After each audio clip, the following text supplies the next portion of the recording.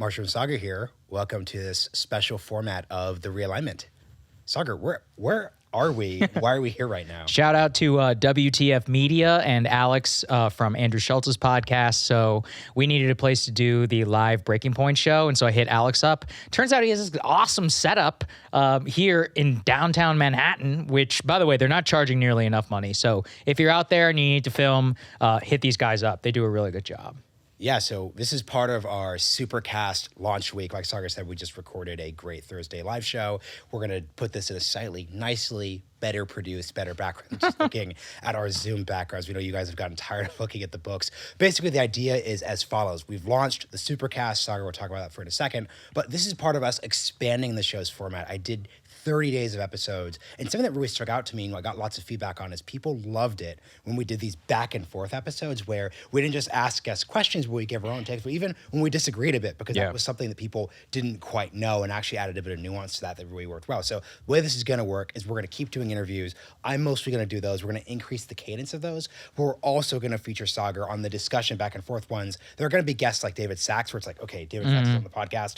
We'll make it work even with difficult timing bits there, but that's the broad thing. But yeah, just what's the Supercast deal? Yeah, no, it's awesome. It's cool to see. And I think that the main emphasis I would make for people out there is like, it costs money to do this stuff. You know, it costs a lot of money. And whenever you're doing that increased cadence in terms of the man hours, the booking, the editing, and all of that, like you guys just need to understand, like even with Zoom, yes, you can just hit record and post it, but it's going to sound terrible. And it's like, in order to make sure that people are getting the most out of the experience, this is just the only way that you want to do it. The reason why is the alternative is that you have to try and go pre-sell ads and do all this other stuff. This puts you in a position of strength so that you have direct listener-supported audio. And then from there, you can say, okay, well, I have to fill in my X budget cap. If necessary, we can go out and go to market or whatever. Yeah, and just the last bit that I'll add here is that I woke up one day and was like, hey, I want to do 30 days of Ukraine episodes. And that was a good instinct because we literally doubled our listenership during that period.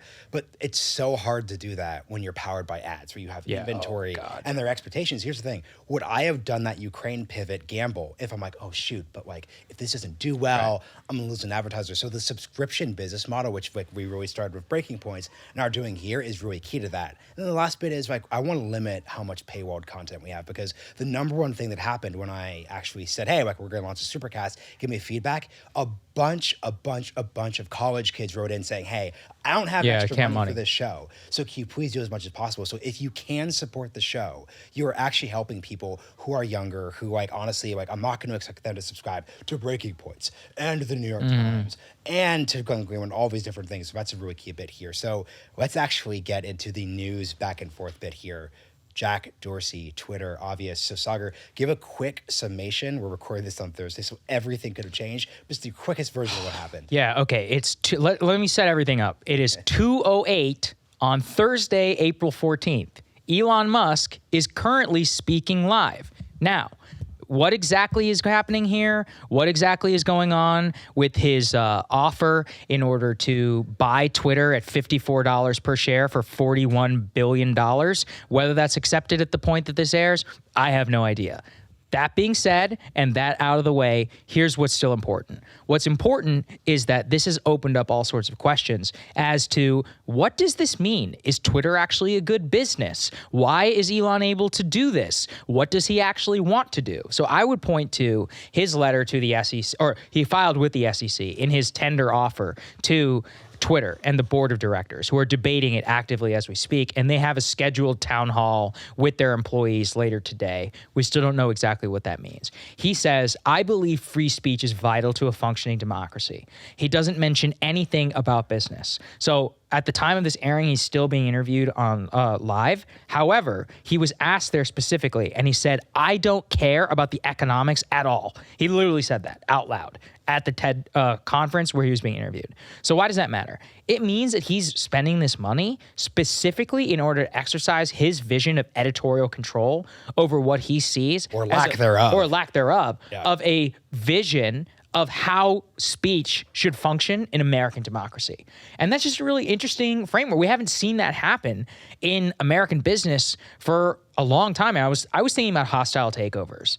I can't even remember the last time that a company this important this big in the public discourse had a hostile takeover, even for business reasons. What's an example? You were talking about the 80s in our group chat this morning. Yeah, I mean, it reminds me of the 80s, but these are companies like we wouldn't even really remember today. Gulf and Western. Right, exactly. It's like I the remember airlines. That from, like, Paramount ads and movies. The airlines, or more what I think of are a lot of the arbitrage guys who would get in on the deal. Ivan Boesky and these guys who eventually got convicted of insider trading. But like Wall Street. This is Wall Street. This was the movie true. Wall Street. Exactly. It's literally so Wall Street, the movie, is based on the guys I'm talking about from Den of Thieves. And like what they were guilty of is getting the inside track on these types of deals, hearing what was going to happen, and then shorting the stock commiserately or buying the stock before it gets bought, etc., giving their access to inside information. But that was about money. This is not about money. And so that's why I think this is so interesting. This is about how should we have speech online, especially on Twitter.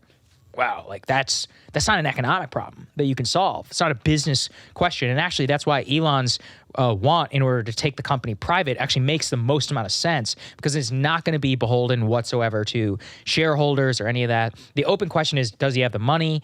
He said I could probably get access to it. That's what he said. So I hope that's the case. Probably he's doing a lot of work there. Yeah, probably he's doing a lot of work there. I don't know if it's going to work. Yeah, but what I'll just add to this, and I talked about this on the live show, I want to flesh it out a bit because I think it's actually a useful way to think about this. People should think of this as a rich person buying a newspaper. I know lefty parts of the audience aren't going to like this, but there's a long tradition in America and actually across the world. This is a thing in the United Kingdom. This is a thing in Europe, even in more democratically socialist, more social democracy countries, where the newspaper business, even at the height of everything, wasn't the greatest business. Right. If your family bought a newspaper or a magazine like the Atlantic Monthly, you did that not because you thought I'm going to have this profit-generating asset. You did it because you're like, hey, I believe in the Atlantic Monthly. I believe in National Review. I believe in these types of publications. So what Elon is doing, and it's interesting, he talks about like, you know, democracy and what this means. What did Jeff Bezos do when he bought the Washington Post? A few years later, they have a tagline, democracy dies in darkness. Now, you could think that's cringe. You could not like the Washington Post reporting. Saagar unsurprisingly thinks it's cringe. But the overall point here is that is what Elon is doing. Yeah. Elon is saying, actually, democracy dies under what he would call censorship. Democracy dies under bad faith content moderation gone wrong. So the question I'll ask for you then is, as we're then establishing under our thesis, this isn't a question about like the edit button, because once again, that isn't what makes Twitter not the greatest business. This isn't a question about a subscription feature. The question for you is, what should Twitter specifically look like under your opinion? Because people get to have opinions, what this should look like. Do you mean it from a content perspective or a business perspective? Yeah, good. So yeah, let's operate under Elon's terms. Yeah. He's focused on the content moderation. We're not debating whether or not the business. So actually, I'll give quick context. So last year, Elliott Management, Paul Singer, those groups actually started buying up stock and basically effectively forced Jack out of the company, instituted all these changes because they didn't like the way it was being run. That was a business version of this. Elon's not doing a business version. Right. So give us the content version. Yeah, I think the problem with Twitter, look, by the way, and this is also what's annoying about this. This is all a question of edge cases. For 99% of people, it's not a problem. But you're telling me my girlfriend's aunt who thinks with her 300 followers she's getting censored. You're probably not getting shadow banned. Your tweets probably just suck. That being said, it's an issue when the Babylon Bee gets taken down and then they get taken some ridiculous standard. It's an issue. I just saw recently the Russians with Attitude podcast was taken down supposedly for misinformation. Libs of TikTok gets locked for quote unquote hateful content. And then the most egregious ones is the president of the United States and then the Hunter Biden laptop story. But that's the edge of the edge. But on a day-to-day basis, I just named 3 things that all happened in the last month. And it's very clear that it's going in a certain direction. So do I think... Wait, what do you mean by a certain direction? As in those are all right-leaning accounts, at least in the culture war type sense, or at the very least dissonant to the current cultural milieu. I think that's probably the best way nice wording. In order to put it. All of those things which are dissonant to the cultural milieu, those all get censored, or they get locked, or things don't go in their direction. All of the things which are supportive of the cultural milieu, those are not going to get locked. The Russians with Attitude one is a good example. I don't know what these guys were putting out there. It was possible of putting out fake information about the Ukraine war. That being said, there's a lot of fake information about the Ukraine war that's also come from the Ukrainian side. By the way, I don't think that should be censored either. I'm not saying Ghost of Kiev or whatever should have been censored. What I'm saying, though, is that within the bounds of these are all people in America who are trying to push narratives and other things. I think it should be a relatively level playing field. Do I think state actors should have the ability in order to push something? No, absolutely not. And that's actually, I'm pretty sure that's illegal already, so it doesn't really matter. But what I'm pointing to is that there needs to be a proper enforcement. And at the very least, let's say that the policy was that the Russians with attitudes guys should get taken down. Then you have to see the same commiserate level of crackdown in the other direction. And you just don't see that. So I would say they have to go in one direction or the other. They can be actually enforce their rules on everyone in the current itemization. I'm actually against that for a variety of reasons. I don't think it's good for discourse. I think it's bad for the spread of information. Recognizing that elite discourse is on Twitter for whichever sector of society that you happen to be quote unquote elite in. And I think that's fine. I don't think there's an issue with that. But I would err much more on the side of letting a lot more of the information be out there. Even without, I also am very against these little context buttons and all that stuff outside of state actors, this misinformation, unless it's connected to Chinese state media, Russian state media, Iranian state media. You actually explain. You just set up a distinction. What is the distinction you just made? Well, the distinction I made was that if it's a private citizen who's expressing an opinion, even if it's fucking stupid and it's wrong, that doesn't mean that it needs to have a misinformation tag. If it's Donald Trump saying the election was stolen or whatever, okay, fine. He was a state official, right? Like U.S. government, Russian government, Chinese government. As long as you put tags on all Iranian government, or whatever, even British government, whomever. If you put tags on those things, I'm completely fine with it. I think private citizens should not have their material editorialized within some, quote, fake context, because it just opens up the door to more and more of, okay, well, then if you violate that, that means you could get taken down. So more what I'm saying is I'm going to err on being much less censorious than we are now, and that sensory regime should only be applied in the relatively rarest of circumstances. Yeah, the thing that's hard for me here is, and actually Antonio Garcia Martinez, friend of all of our various podcast media enterprises, has a great thing. He was just on Rogan. It's called, his Substack is called The Pull Request. He had a great tweet where he said, "Don't pretend the issue is uncensored dick pics," to quote his tweet. That has existed. So true. That has existed. That has been banned forever on Twitter, on Facebook, etc. Well, actually, wait, isn't porn on Twitter? I'm pretty sure it is. I think it's the only place it's allowed. It's actually a good kind point. Of hilarious. But his point is he did a good job of like delineating between. Right. Let's say Twitter did ban dick pics. Yeah. You would not have the cultural conflagration that you're having now. And he just did a really great. And for example, he's like, there's no actual cultural fight about violence on Twitter and Facebook. Facebook screwed up with the Rohingya, with the genocide in the country in 2016. I believe this was Burma. Yeah. Who, by the way, it's just it's the fact that we say Burma, not Myanmar, is a very it's a hardcore tell. I've been to Burma, so I get a pass. All right, but basically, people were pissed at Twitter, at Facebook for not correcting for that beforehand. But we did not have a societal fight over stopping that violence. So I think it's just very important that we focus on what's actually there. So we'll move on to the next topic, but the thing I just want to throw to listeners here is that now that Elon is setting these things in these terms, in terms of like, this isn't a debate about whether or not verified Twitter blue checks should be paid or not. That's a proposal. That isn't the actual debate. The debate is, what should Twitter look like? What should the spaces look like? And we all have to and can come to our own conclusion, because, like, once again, it seems like a lot of employees at Twitter are not going to like Elon's vision of that. I'm not going to dunk on them. Like, they can, once again, like, you shouldn't have to work at, like, if this is a newspaper, like, leave. You shouldn't work at CNN. Like, you have a different vision of how that is. And I think, and oh man, that's what I'm really realizing is what a lot of these Twitter employees are going to have to reckon with is they no longer work at what we call a traditional tech company. Yeah. They now work at a newspaper. And I think it'd be normal to say, hey, like, there's no one who works for the Wall Street Journal or Fox News, the New York Post is like, Rupert Murdoch owns this? That's crazy. You know. So, if you're at Twitter right now and you're not happy with this, and I guess this is so depressing, even in private business, you are probably going to have to start going to more ideologically aligned businesses, which is kind of a bummer. Yeah, well, yes and no. I mean, here's the thing. Like, if it's a private company and if he doesn't care about the economics, then you don't need as much of the sales staff. You don't need as much of the moderation staff.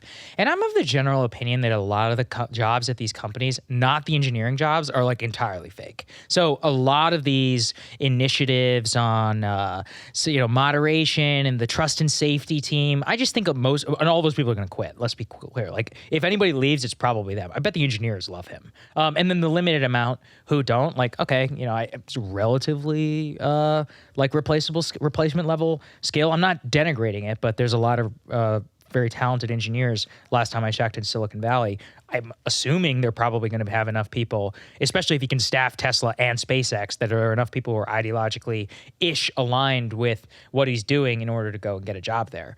So I just look at it like with the employees, where I think there will probably be an exodus, but I'm just very skeptical that will make a big impact on the product.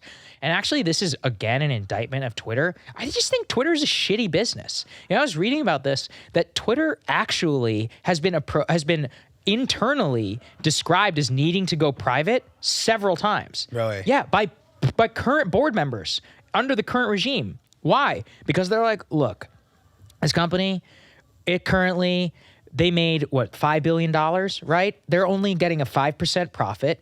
Guess what? They made $5 billion. Facebook made $500 billion. Yeah. Google made $800 billion or whatever in a single year, and their profit margins are also way higher. Why? Because they have a shit ton more daily active users, and they're selling ads at an actual scale. Now, you look at the Twitter business and you're like, okay, how many more people are there really left to onboard to this thing? Do we really need to be pushing ads and all this? Twitter Blue, sorry, it's not going to happen. Did you pay for it? No, I didn't pay for it. I'm not going to. So I look at Twitter and I'm like, I think it's at its end state. I think it just is what it is. I think it'll probably onboard. Business. Yeah, it's a nice business. It's $5 billion, right? But that's not even like a fucking hotel company. It's not big tech. It's big tech in terms of its importance, right, not in its actual business scale. Yeah. That's always the problem with Twitter. It punches very much above its weight because it's elite. That's actually why a newspaper makes a lot of sense. Guess what? Most people don't read the fucking news ever. Yeah. Ever. But that's it's fine. not about that. Yeah, it's not about that. It impacts the discourse and the presidency and whatever, so you can punch well above your weight. This is why William Randolph Hearst and all these people own newspapers in the first place, in order to push the vision of the country in the direction that they wanted to. All of that, said, like, they don't need to be companies which are trying to grow 10, 15, 20 every single year in terms of their percentage. It's like, no. Yeah. It's fine. The Twitter of 2015, is it really that different than today? No. You know why? Because the core value add of all the elites are on Twitter. Besmirch Twitter Spaces. Yeah. Which is a good product, but sure. But I just think social audio. But that actually makes part of the problem, which is they actually, since Jack left, no offense, Jack, we like you, Jack. Yeah, they turned on the product thing. They shipped Twitter Spaces and basically killed Clubhouse just like that. Like, that is not old Twitter. Right. In the defense of that, like they did all these. They bought Review, which is a good newsletter company. None of it mattered, right? That's the crazy part. Yeah. So I want to get to the next topic. We're going to do Ukraine, which we obviously have to do. Let's start with something we agree on, then we'll get to something we disagree on. So we talked about this in a different setting. I'm doing this show with the recap. We were talking about President Biden's labeling of the events of genocide. And I want to make really clear what my actual position is, because people, as I'm talking more in these discussion formats, is providing this bit of nuance. I identify as a moderate interventionist in Ukraine. So and we'll get into this, want to see Sweden and Finland in NATO. I think we should be giving as much weapons as possible to the Ukrainian people. That said, those weapons for me do not include MiG-29s. I don't want NATO boots on the ground. I also don't want any no-fly zones. That debate was thoroughly won by the side that we're basically on here. So all that said, as a moderate interventionist, it may surprise people to say that when Biden said the genocide thing and doubled down, my hand is in my face. Well, okay. Well, how do you reconcile the NATO thing and that then? Well, it's very easy. No, because they're both incredibly they're both incredibly on the side of like maximalization, turning the existential politics. Well, it's not about like, once again, like, Putin nor has he had any right to actually. Oh, this is actually good. I'm glad you pushed that. Here's the difference. I actively think that Sweden and Finland joining NATO given, frankly, Russia's history towards NATO, actually decreases the chances of actual conflict. No, I disagree with that completely. Well, when I finish the point, like it actually decreases the chance of conflict. The only countries that Putin actually invades are non-NATO countries. Ukraine, Georgia, his military has been absolutely besmirched the past few weeks. Like there's with them and NATO. Look, you give your position. My position is NATO expansion. And once again, I don't support. I also, to be clear, I do not support NATO expansion into Ukraine. I think that is a clear red line that Sweden and Finland are just not. They're already EU members. So that doesn't make any difference. They've both been invaded by Russia in the past. Okay, I mean, before there was the EU, before there was NATO. Like that's actually like that's the point. Like the reason why I'm like an internationalist, moderate interventionist is that actually like these international systems and structures actually make Europe more peaceful. Like you know your history. Like we get into this, sure. But like the first time that Europe has been at peace in over 1,000 years has been like the U.S. placing bases there, the U.S. offering a security guarantee, having those places. Your point that Finland and Sweden went to war with Russia, I think actually kind of supports my point in that the world that Russia was invading the Baltics, the world where the Nazis were going eastward, the world where Napoleon, and this is what Putin talks about, where Napoleon crashes across Europe and the Middle East and tries to take Moscow, is a world where there is no NATO. So that's my point. Just to finish the quick answer to your very good question. The genocide thing escalates, doesn't make anyone safer. Like, we could disagree on the NATO thing, but do you know the distinction? I think NATO makes us safer.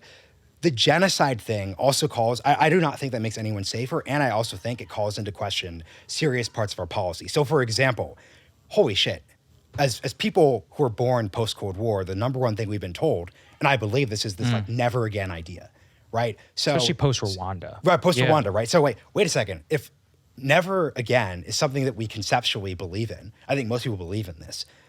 Why aren't we sending them MiGs? Then we should be bomb them. Wait a second. Like, holy shit. MiGs? Like, MiGs are like the, bare minimum. It's like, whoa, wait a second. Like, they're doing a genocide? Yeah. Why are we not like doing this, or that? So like that is what I more mean, which is that like it's at Biden's position, and this is like which is my critique, right? Like I'm pro Biden on Ukraine. I'm anti the way he articulates the things because everything he said, his policy, if you look at his actual decisions, makes sense. No MiGs because it would have been German US bases that transfer them. No NATO troops because that could cause a nuclear escalation. But a nuclear escalation is a red line on our side. He's been at a policy level, right? Like I'm sure the policy papers are great. The way he articulates this makes no like that is my frustration. So yeah, let's hear whatever you want to. Oh, the genocide thing is just exactly the same thing. This is why I said we're starting what we agree on. Genocide just drives me insane because it's like, okay, well then we should go to war now. I mean, that never again is a real idea. People believe that. People legitimately have reconciled their fact that 400,000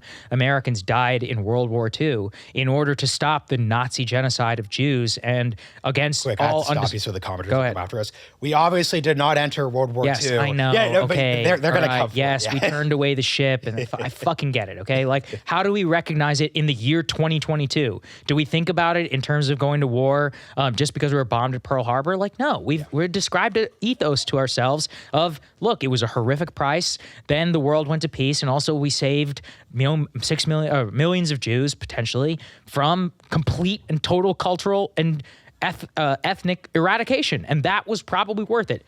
Easy to say, 2022, all that. When you say genocide, that's what you're saying again.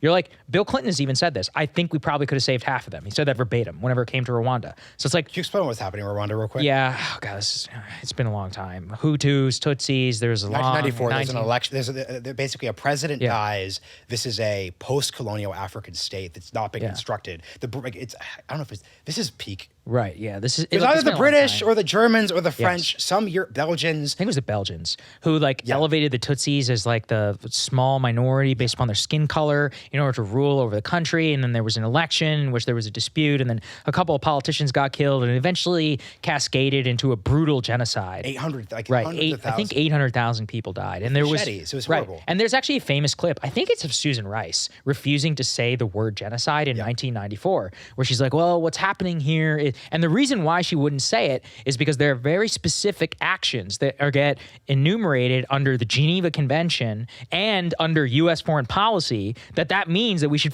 do something about it. And it's like, well, now... I say one quick thing to add to the Susan Rice story, because people like we do the history things. Interesting. So, and this is and by the way, this is how it's important to look at these case by case.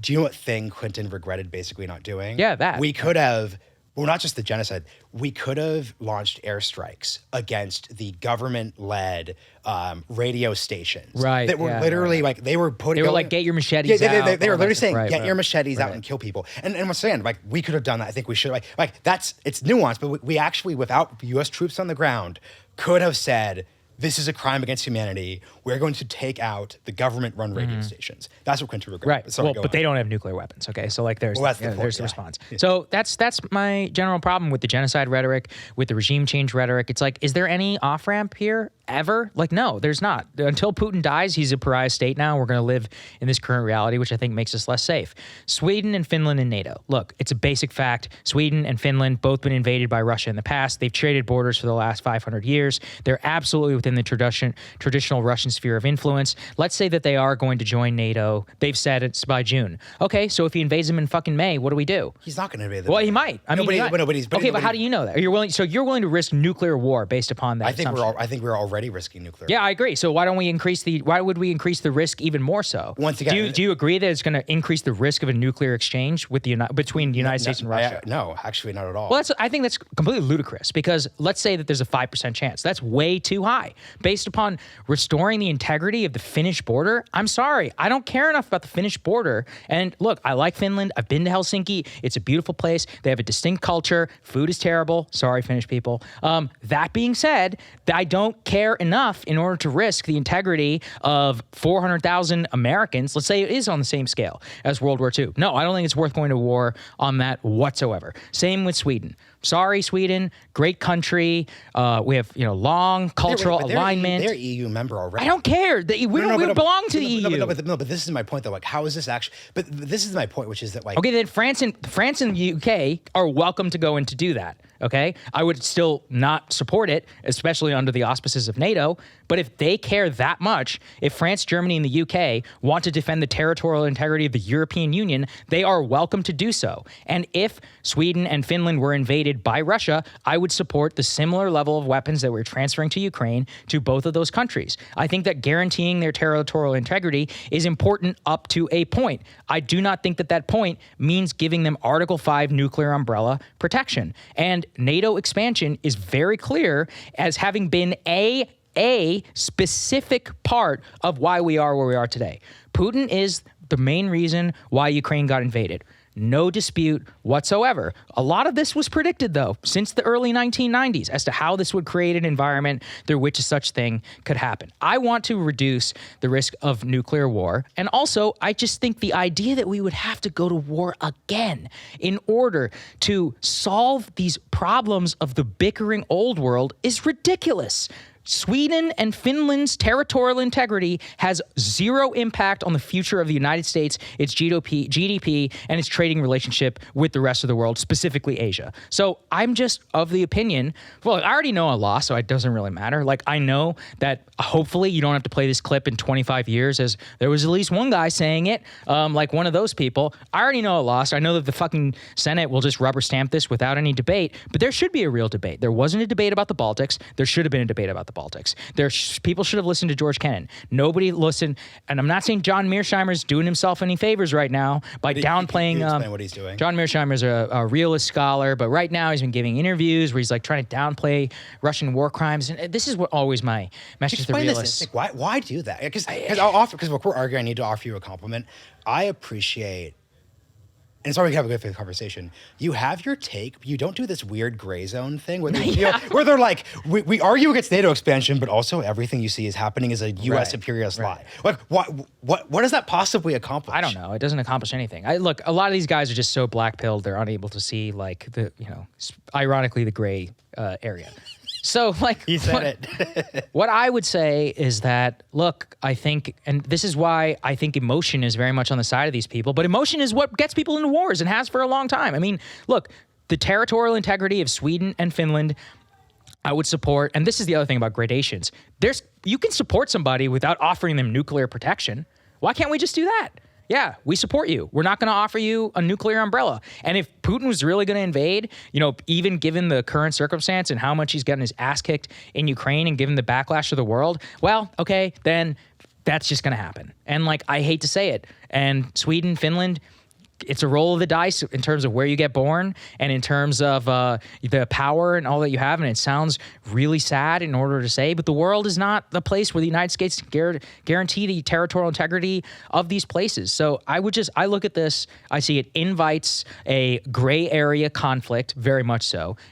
Invasion, possibly a coup, assassination, all kinds of gray zone type conflicts, which very much that we could then test real red lines. So, for example, let's say they assassinate or pull off a political coup in Sweden. What do we do? I mean, what do we do about that? Like, that's not something that's in the playbook. The thing is, and that's why we should reduce the number of countries to which we have to make existential decisions on. But this is where our disagreement fundamentally comes down to, which is the only countries that Putin does gray zone activities are non-NATO countries. For now. No, but for now. But forever. Well, that's the okay. So He's only been in power for 25 years. You took this guy's old, so yeah. What I will say though is, look, you took a risk when before the invasion. You said you didn't think it was going to happen. Sure. I'll take my risk. He's not going to invade Sweden. And okay, Finland. but your risk risks nuclear war. My risk just makes me look like a fucking moron on the internet, right? That's the difference. No, but here's the thing, like. Putin invaded and still threatened nuclear war. So like it's this. Yeah, but Ukraine's not in NATO. If he does in Sweden, that's an actual red line. Like then we literally have to have a nuclear exchange. I don't want to do that. Why would he?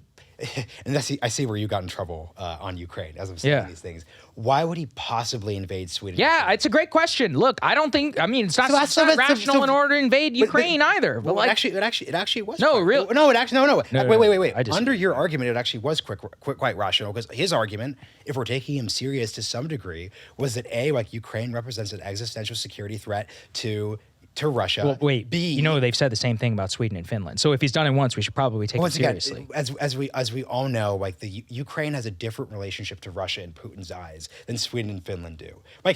For example. Oh, and this when we go back to this also applies to the Baltics, which are in fucking NATO. Well, no, but it's different. So let me give a quick example of this. So this is what's hard, right? Because I'm sure this has been a frustration for you over the past month. Like, we're pundits, right? So we're not policymakers. Like, the only thing that matters what we say is like whether we get dunked on or people send us some money or not. I think that what Putin is doing in Ukraine is culturally genocidal. Now, I don't think the U.S. government should be saying that, but when he says, under the articulation of what genocide represents, when he says Ukraine does not exist, when his literal intellectuals who write and support his projects say we want to abolish the existence of this thing, it's all fake, the language that is a genocidal project. The project of erasure is genocidal. So all my point is that reflects the fact that he thinks that it's not a real country.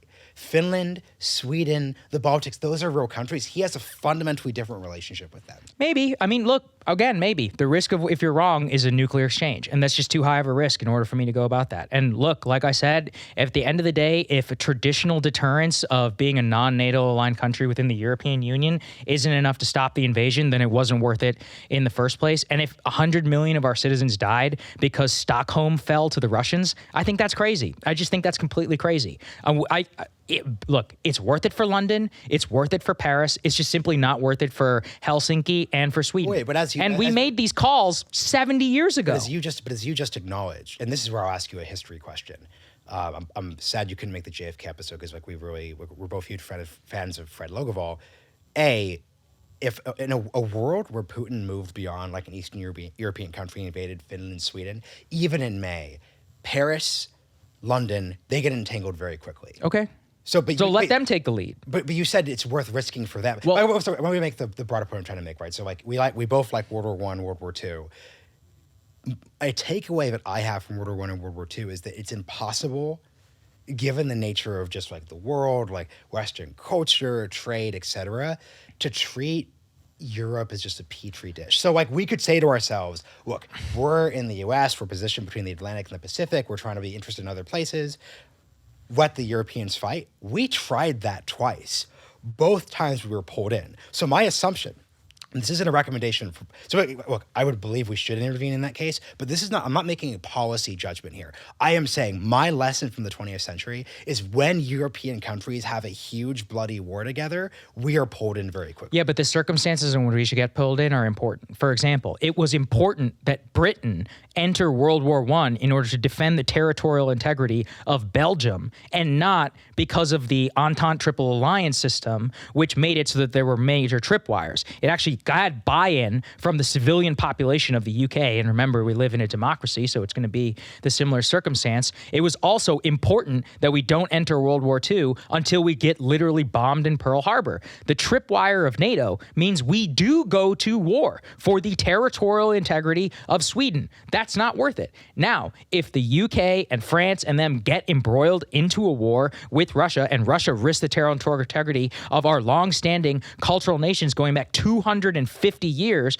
to which we owe the existence of our country, then yeah, that's worth risking the war for. The circumstances under which you get pulled in matter a lot. It was important that the UK get brought into World War I for a good moral reason that the population could get behind. Because actually what you're risking otherwise is that Sweden does get invaded, and then it actually comes down to a real conversation here in the US and say, no, we're not going to do it. Because now you put your actual in question whether they would go to war for London or for Paris. Those are ironclad. That's in the blood right now. That's not the case. I mean, that's also why I think the fact that North Macedonia is in NATO is crazy. Same with Montenegro. Nobody knows where the fuck Montenegro is. Like, the idea that those countries deserve the ability for the full martial power of the United States government and its economic system and its civilian population to live once again under a ration system and a de facto authoritarian state, that should be a rare circumstance, and that's why peace in Europe for the it first doesn't time matter. No. This is where it just sounds trite. Like, look, peace in Europe to me means peace in Western Europe, and like, look, sorry, Eastern Europe, like, it's just true. Why? Pardon? Why?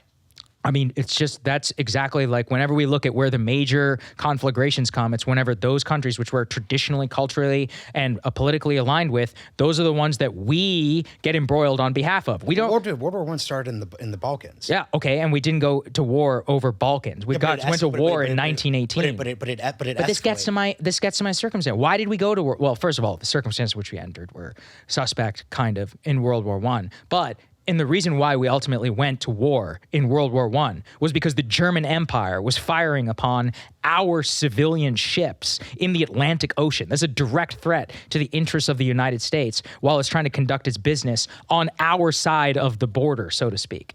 Now, should the tripwire of that existed for the Balkans? No, I think it's crazy. Like, should we have gone to war over the Archduke Ferdinand? No. Do I understand why Austria-Hungary went to war, and Serbia, and Russia, and the German Empire, and to a certain extent the French, because they didn't really have a choice. They got invaded by the Germans and all that. Yeah, I get that. That's completely makes sense. This is why I think the circumstances. So even if we do get pulled in, you should get pulled in for the right reason. That's not a good enough argument for why you should get automatically pulled in, because I truly believe it would be a massive political threat to the actual integrity of NATO, because I think there's a high chance that we wouldn't actually follow through on that. To sum up our argument, because we've gone a bunch of places, my position is basically that Europe going to war is a disaster, and the fact that it no longer goes to war is an accomplishment of U.S. engagement post-World War II. A big mistake we made after World War I was retreating from the continent under the belief that we could be isolated from them. And secondly, just because I want to just sum up the positions for folks, because people are going to, I'm not quite sure how it's going to split in the comments section, but my position is as follows. NATO countries create conditions for peace. You're right, and that's a good articulation, that we wouldn't want a world where a war starts in the Balkans, and therefore we have to tripwire intervene.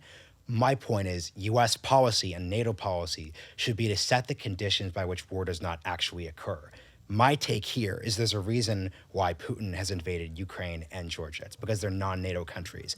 I think, especially given how terribly his military has performed, there's a very, very low chance that he would actually go into a NATO country. And frankly, I just think a world where he invades Sweden and Finland is actually such a war and such a crazy world that we would have to get pulled into that war no matter what, either way. I'd rather get pulled in kicking and screaming than have to go in on day one. That's my response. But if you get pulled in kicking and screaming, the question is, how do you get pulled in? I guess that's a good way of distinguishing them, because my take is we should not have to be pulled in the first place by setting conditions so war doesn't occur. Well, war is inevitable. It happens all the time, as we've learned. Wait. Why is war inevitable? Well, we lived through 70 years of like relative peace in the continent. You just said 1,000 years of which they fight. I think it's relatively inevitable. But they stopped fighting. Yeah, for a tiny period sliver of time. But it's not just like a tiny sliver. They stopped fighting because the U.S. placed a humongous commitment. Sure. Risking nuclear war, to your point. Right. And specific borders. But a quick thing. Placed U.S. troops there. Also built up institutions that enabled the settling of, like, for example, like all people love when we make Alsace Lorraine references. Oh, yeah. There's I'm sorry, I can't remember your name on YouTube. This guy was like, "Yo!" They said Alsace? it's actually really there's like there's probably some weird World War I hobbyist who listens. But basically, so this is a shout out to you, homie. But the quick point here is, they fought over Alsace Lorraine for like 500 years. They stopped, and it's never going to happen again.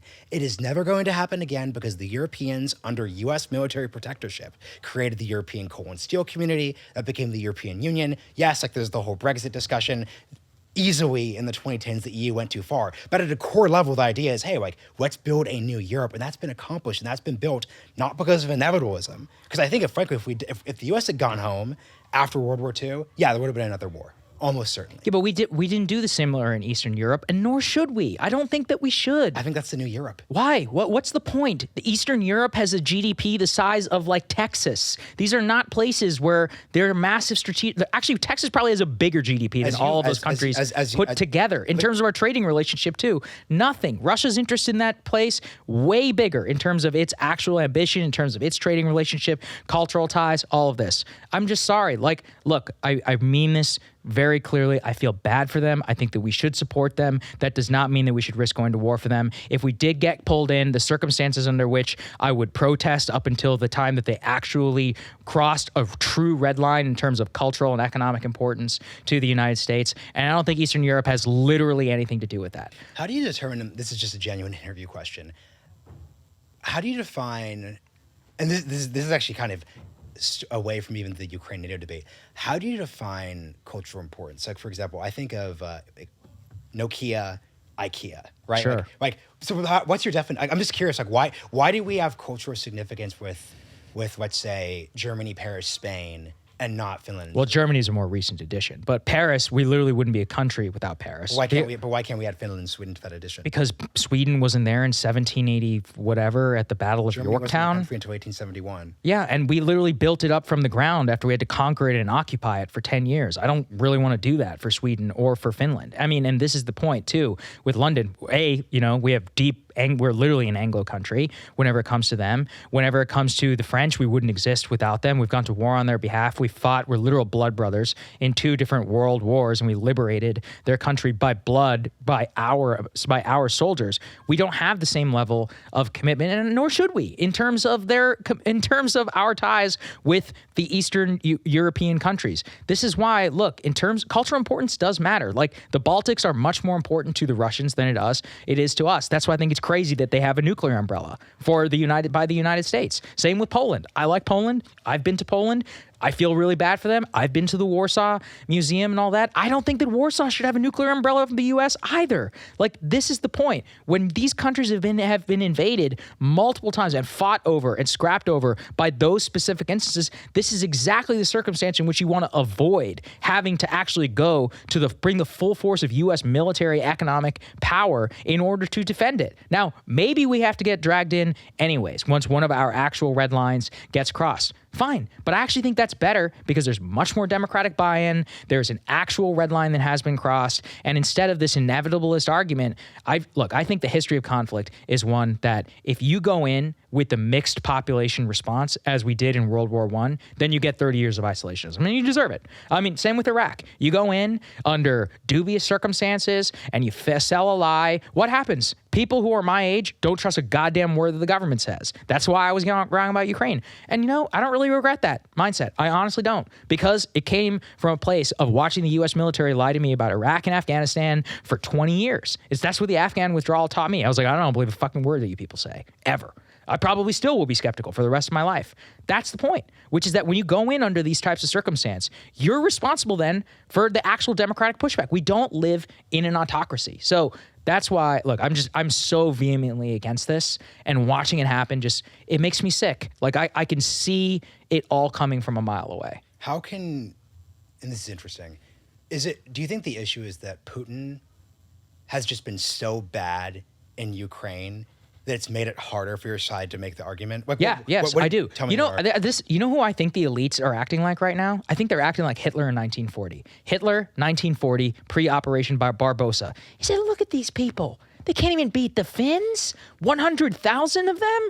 They're garbage. We can take Moscow in a day. We're not like Napoleon. We have mechanized warfare. Look at these backward Russians. They're such a joke. Blah, blah, blah. What happens?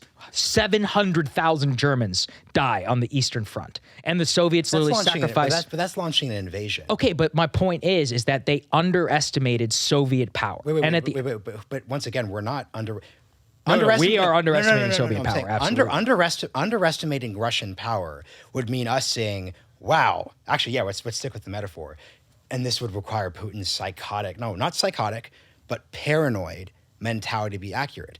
If this were 1940 and we're Hitler in this example, the West would say, well, actually, this is good. For the Star Trek fans, I know you guys like my Star Trek ships I usually have. So Mirror Universe. There's Mirror Universe Joe Biden. He's got a pointy beard like Spock. Mirror Universe Biden says, oh, wow, I want regime change. Russia's army is proven weak. We are going to invade now. Now is the point. The rotted husk of Russia is ripe for the taking. But we're not actually doing that. No, we're risking confrontation with that nation. And a lot of this, as you just said, is, look at how Putin is doing in Ukraine. Look, I'm not saying it's not a data point. To be correct, it's look at how Putin's offensive capability Sure, looks. But look, once again, offense becomes defense real quick if you act in the wrong direction, and the next thing you know, you get embroiled in a situation. Look, Cuban Missile Crisis. What happened? 1962. One of our guys gets shot down. It's luck that we did not go to war over that. And it was only because of the genius of Robert McNamara and of John F. Kennedy that all of us are alive right now. I don't want to live in that situation. But that's a case where we are intervening. What do you mean? In that case, we were saying we want and if we're in NATO, then you think that we're not going to have NATO overflight of the Swedish border then? What happens? One guy goes 10 feet over the wrong border and gets shot down. What's going to happen? Overflights of Russia. No, we don't. No, we actually don't do that. Wait. The U.S. already has a border of Russia, like up in like the Alaska Strait. Like, I don't understand what you're saying. What I'm saying is that in NATO, if Sweden, Finland, and them get embroiled in NATO, and then there's some cross-border conflict, do you really want that to possibly escalate to a nuclear confrontation? I don't, especially given the history of all those nations that are involved there. Same with the Baltics. This is the one nobody can answer. And look, I already know I'm going to get a ton of hate from the Swedes and from the Finns. I'm sorry. Like, if I was you, I would want to join NATO too. I would also be scared, but I'm not you. Like, we have to look out for our interests and our country. But my argument is our interest is no war in Europe. Okay, maybe, but yeah, I mean, no. It's not a coincidence that the most prosperous time in human history has occurred when Europe stopped fighting. I mean, if Stockholm got invaded and we had to go to a full-blown war over that, I don't think it's worth it whatsoever. And I think it has major democratic legitimacy. That's a different argument. What I am arguing is we have an interest in Europe being at peace. Okay, yeah, I think that we do. To a certain, but interests get balanced. Do we have an interest in? Do we have an interest? So, for example, you're saying like we shouldn't back Poland. I don't think if we didn't back Poland would develop nuclear weapons. I don't think we have an interest in that. Well, I mean, again, all interests have to get balanced. Like, we don't have interests. We have an interest up until a certain point, and it has to get balanced in the nuclear age with nuclear exchange. That's the other thing. I think there's a lot of 20th century thinking that's happening here in terms of what exactly these things mean. It used to be that the cost was, the horrific cost of World War II was, 56 million, I think, at the highest count. That's in an hour. That possibly double, triple. In an actual exchange. They say North Korea's nukes could kill 23 million in a single day. That's the shittiest nuke on the planet. And it could wipe out, half the city or half the population of California. Like, these are scales of which we have not adjusted to. I honestly feel like we're back in 1955 or 1957 when all of the nuclear taboos were not on the table, and it's all like Kissinger being like, maybe we should use tactical nukes in Vietnam, or whenever they were like, hey, Eisenhower, you should use a tactical nuke at Dien Bien Phu or at the Suez Canal in order to defend the French and the British. Like, it feels like that level of stuff is back on the table, especially when we talk about Sweden. Wait, from who? Pardon? No, but once again, this is why I'm like... No, if no-fly zone... Sweden and Finland in NATO, as you know, would be an absolute zero non-negotiator, even in, 1992? Like, it was completely off the table. Here's my big question. Why do you think Putin would invade Sweden and Finland? Because, by the way, like, the thing... No, I don't, actually. I don't think that he would. But I think that there's a 15 to 20% chance that he would, so that means 80% no, and 20% is high enough for me to be like, no, it's not worth it. Okay. That's my answer. Yeah. I mean, look, like, as listeners know, like, the purpose of the show is not for us to come to a perfect conclusion. We'll see where the audience divides. I want to finish with a happier note. Yeah, where are we at? A happy thing, because we're nearing time here. Saagars, people like when we talk about what we're reading. So let's pull open our Audibles. Okay. Someone wrote into this, Nick Perryman of Nick Perryman. I haven't seen that guy in a long time. Missouri. Sorry I didn't answer your email. Bad at that, but I'm getting better. Nick was asking, hey, I actually like Audible better. You and I actually like Audible better. Yes. So he doesn't use the bookshop purchase section to like buy books that we support. The answer, dude, there's no answer. Just buy it on Audible. We're okay. Like, the honest answer is that we get credit as a podcast whenever you all buy our books. Like, publishers, to give you a bit of open the kimono, they track when folks actually like spike. So a publisher will know, like, wow, like the Realignment, smaller podcast than this bigger show, but you guys move more books. So that's all we actually ask me. So Saagar, let's open up our thing and say a book that we are reading that folks should check out. Has to have nothing to do with politics, whatever you want, or it can, whatever you want people to say. I actually re-downloaded a book I listened to a couple years ago, which was Ashley Vance's Elon Musk biography, given what was happening. I was listening to that earlier. What's the name? It's literally called Elon Musk. Another book that I just bought is by Chuck Klosterman. It's called The 90s, and it's like a meditation and essay on the 90s and on Gen X. Another book that I was listening to. I tried to book Chuck. It couldn't quite come together. So really? Great book. We'll work on that, yeah. Great book. And the other book I have is Midnight in Chernobyl, which is very relevant given nuclear power discussion. Yep. And by the way, there's a new book coming out on nuclear incidents, and it's an episode that you're going to want to join, actually. So in my book that I will shout out and actually means a lot it's called Happy at Any Cost: The Revolutionary Vision and Fatal Quest of Zappos CEO Tony Hsieh. So this is actually, you should actually listen to this. I should listen. Because basically, like, as people know, like, this is the Zappos CEO founder who died during COVID. So it's really fascinating because the title's perfect because it's Happy at Any Cost. He's a man who is obsessed with like helping other people and helping them actually get happy to the detriment deeply of himself, to the point where he eventually dies in a Connecticut like shed, as an almost billionaire, like with fire. With it was very drugs, odd, fire, like not great. So it's a deeply sad book. It's basically if you're someone who is very into 2010s, like whether it's like biohacking or self-help, it's really a devastating read and listen about what that's like. And honestly, like the impact, as is clear in the title, the impact of COVID loneliness was terrible on him. And he's also a person who was taken advantage of in his isolated state by a lot of like actual hangers and grifters. So it's only 9 hours. It's on my Audible. Really recommend it. And it's once again, not a fun read. So this isn't a fun recommendation, but it's really worth reflecting on as we go into the summer. So that is our episode. Everyone, thank you so much for tuning in. And like once again, if you could support the show and help support additional content like this that fits all of our needs, would love for you to go to the Supercast link at the top and support all of our great work. Saagar, take us out. There we go. Thanks, everybody. And we will see you all next time.